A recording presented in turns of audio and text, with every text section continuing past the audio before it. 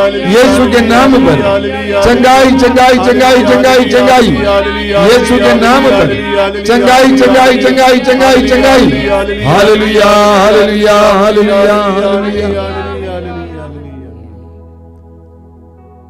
अंदरूनी रोगों से हम में से कई लोगों को चंगाई मिल रही है, धात का रोग और अन्य प्रकार के अंदरूनी रोगों से, अंदरूनी रोगों से कई लोगों को चंगाई मिल रही है। कृपया मैं अनुरोध करूंगा कि आप उसको ग्रहण करेंगे और प्रभु को धन्यवाद देना शुरू करेंगे।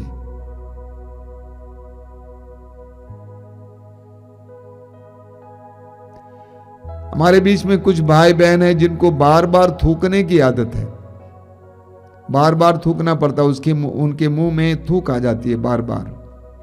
प्रभु यीशु उनको चंगाई दे रहे हैं। धन्यवाद देना, लोगों को बताना, साक्ष्य सुनाना।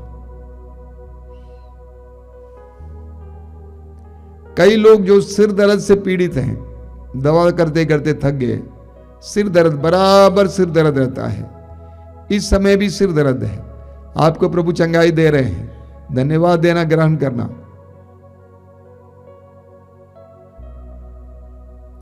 पैर के निचले हिस्से में बहुत ज्यादा झुंझुनी और खुजली बराबर होती है, रात को सोना भी मुश्किल हो जाता है। पैर के निचले हिस्से में झुंझुनी और खुजली, जिसके कारण रात को सोना भी मुश्किल होता है। यीशु ने आपको चंगा किया है, स्वीकार कीजिए इस समय।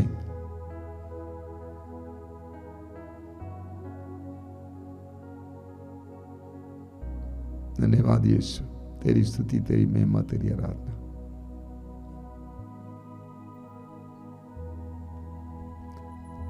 मैं आपको कुछ सूचनाएं देना चाहता हूं। सबसे पहली सूचना यह है, बार बार मैं आपको बताता हूं, मातृधाम रेडियो आपके लिए एक बहुत बड़ा वरदान है, तोहफा है।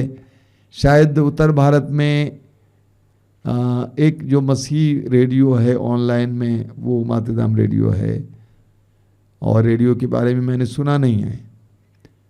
और इसमें आप बहुत सारे कार्यक्रम सुनेंगे, प्रवचन सुनेंगे, गीत सुनेंगे, भक्ति गीत और साक्ष्य, प्रार्थनाएं इत्यादि। ज़रूर इसको ऑन रखेंगे घर पे। आप जहाँ कहीं भी हो, विश्व के किसी भी कोने में आप इसको इस्तेमाल कर सकते हैं। इसके द्वारा प्रभु की कृपा आपको मिलेगी। दूसरी सूचना यह है कि आश्रम से एक पत्रिका निकलती है जिसका नाम है प्रभु ने कहा, और ये आपको फेसबुक में मिलेगा, और ज़रूर इसको पढ़ें, इससे भी लाभ पाएंगे। अन्य कार्यक्रम सुबह रोज सुबह 5 बजे रोज की रोटी, दोपहर को 3 बजे करुणा माला, और शाम को 7 बजे पवित्र कृपा धारा, जो ऑनलाइन लाइव प्रोग्राम्स हैं। अटेंड कीजिएगा, भाग लीजिएगा। और मंगलवार को शाम को 5 बजे युवाओं के लिए युवा तरंग का कार्यक्रम, शुक्रवार को शाम को 6 बजे पवित्र रक्ताभिषेक प्रार्थना, और रविवार को सुबह 5 बजे मिसा बलिदान, और दोपहर को 12 बजे पवित्र यह मातृधाम सत्संग। इन कार्यक्रमों में भाग लीजिए और प्रभु की आशीष पाइए। प्रभु आप सबको आशीर्वाद दें। आइए हम लोग प्रभु की आशीष पाएं। जो लोग तेल और पानी लाए हैं अपने हाथ में उठा के पकड़ेंगे, और इस समय प्रभु से प्रार्थना करेंगे कि प्रभु इस तेल और पानी को शुद्ध और पवित्र कीजिए, इसमें अपनी शक्ति उंडेल दीजिए, ताकि ये तेरे नाम पर चंगाई के लिए, बंधनों से आज़ादी के लिए इस्तेमाल किया जाए। प्रार्थना कीजिए, इस समय प्रार्थना कीजिए।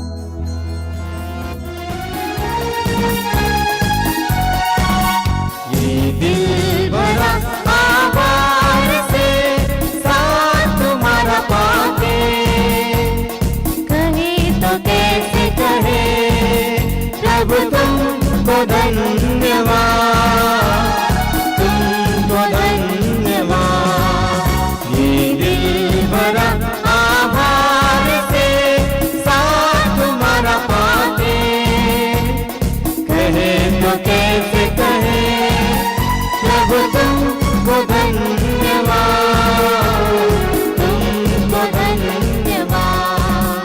ये दिल बड़ा है प्यार से जो मिला तुमसे, ये दिल भरा है प्यार से जो मिला तुमसे।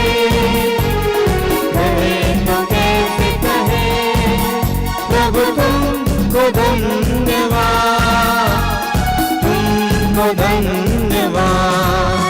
ये दिल भरा आभार से साथ तुम्हारा पाके, कहे तो कैसे कहे प्रभु तुमको धन्यवाद,